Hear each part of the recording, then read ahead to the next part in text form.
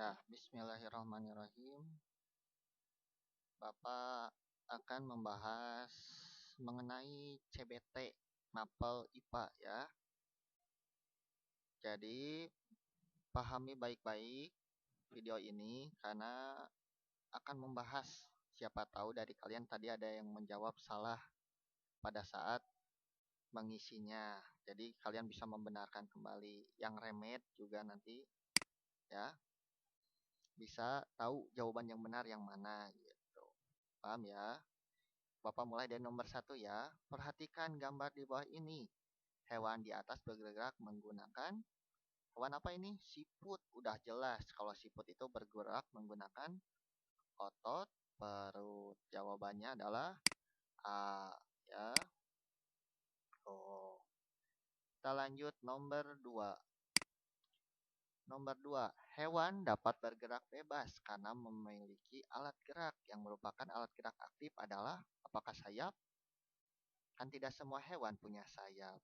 Apakah tulang? Apakah tulang termasuk alat gerak aktif? Bukan. Apakah kaki? Tidak semua hewan punya kaki. Ya, yang termasuk alat gerak aktif adalah otot. C ya. Ingat-ingat, alat gerak itu ada dua, tulang dan otot ya. Yang aktifnya yang otot. Nomor 3, kelinci, siput, udang, kucing. Yang termasuk hewan avertebrata adalah, ingat-ingat, avertebrata itu apa? Hewan yang tidak memiliki tulang belakang. Ya, jangan salah. Berarti apa yang tidak memiliki tulang belakang? Siput, udah pasti ya tadi. Avertebrata. Yang mana lagi yang tidak memiliki tulang belakang? Udang. Pak, memang udang tidak punya tulang belakang? Udang itu tidak punya. Kenapa udang keras, Pak? Karena udang memiliki lapisan-lapisan. Walaupun tidak memiliki tulang belakang, udang itu dibalut dengan lapisan yang keras. Jadi walaupun tidak punya tulang belakang, udang bisa berenang dengan bebas ya, seperti ikan. Jadi jangan samakan udang dengan ikan. Udang itu beda ya, walaupun masuknya jenis ikan. Jadi isinya adalah B, 2 dan 3. Lanjut nomor 4. Hidup di air, tidak memiliki tulang belakang, bergerak menggunakan tentakel. Berdasarkan pernyataan di atas, hewan yang sesuai dengan deskripsi di atas adalah hidup di air, tidak memiliki tulang belakang, berarti masuk pada hewan avertebrata. Hewan avertebrata apa sih yang memiliki tentakel? Apakah paus? Amuba? Paus bukan avertebrata ya, itu vertebrata. Amuba? Amuba itu avertebrata tapi tidak memiliki tentakel, berarti salah. Udang. Udang juga avertebrata tapi juga sama, tidak memiliki tentakel. Cumi-cumi, ya. Cumi-cumi avertebrata yang memiliki tentakel. Jadi jawabannya adalah D. Ya. Lanjut nomor 5. Hewan yang bergerak dengan cara melompat adalah apa? Kanguru dan katak. Sudah pasti ini jawabannya. Kelinci dan kerbau. Kelinci bisa saja melompat, tapi kerbau melompatnya gimana? Kerbau mau berlari ya. Nah, harimau dan kodok, burung dan bebek, begitu. Jawabannya sudah pasti adalah A. Ya, itu mah mudah ya. Nomor 6. Sebagian besar ikan berbentuk torpedo yang tujuannya adalah agar dapat mudah melompat ke dalam air. Kan ikan tidak semuanya bisa lompat-lompat ya. Mengurangi hambatan di air sehingga mudah bergerak. Untuk menakuti predator ya, ini sebetulnya ya, menghilang tuh. Katanya nggak lengkap. Untuk mendorong tubuh ikan. Jawaban yang betulnya adalah B. Kenapa? Ikan berbentuk torpedo karena agar mudah bergerak. Ikan kan berenang, harus melawan hukum air, hukum aerodinamis, ya. Sehingga hukum hidrodinamis. Jadi ikan mudah bergerak di dalam air. Gitu.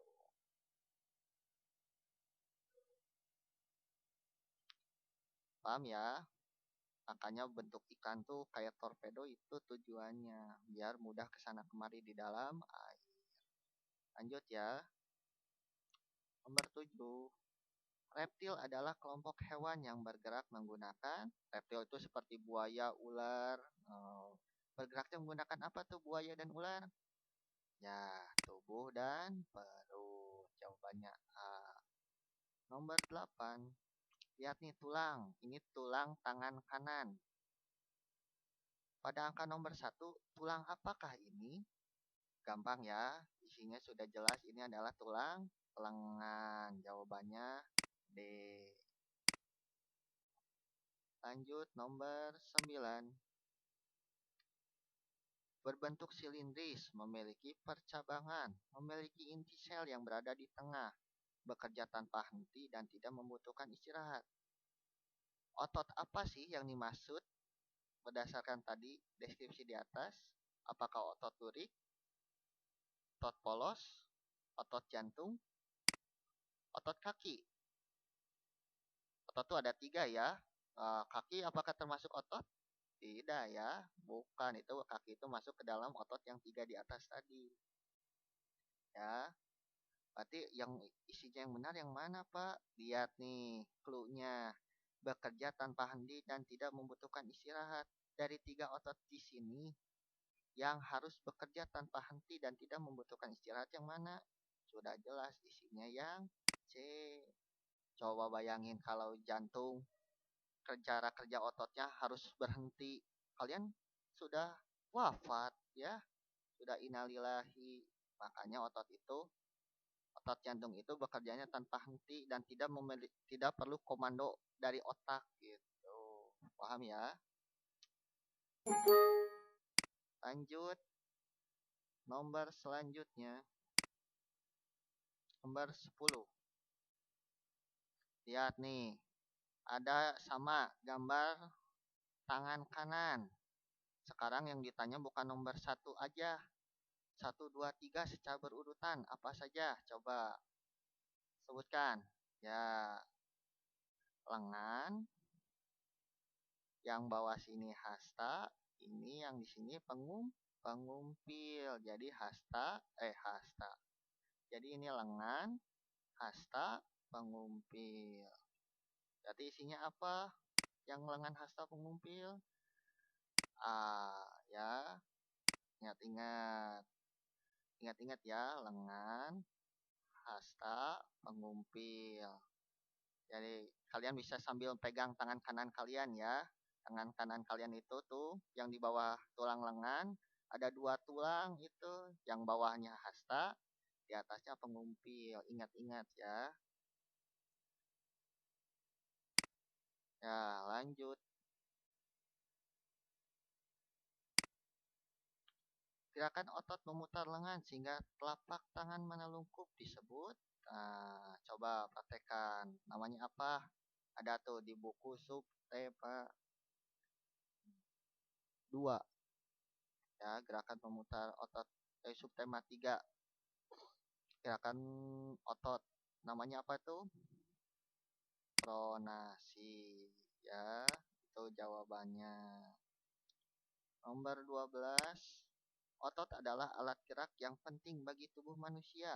Nah, cara merawat otot bagaimana sih yang bukan caranya? Ya, melakukan pemanasan itu bagus? Bagus. Melakukan olahraga secara teratur? Bagus. Mengkonsumsi makanan bergizi? Apalagi. Berarti yang salah yang mana? Yang B. Ya. Nah, selanjutnya nomor 13. Lihat gambar di sini.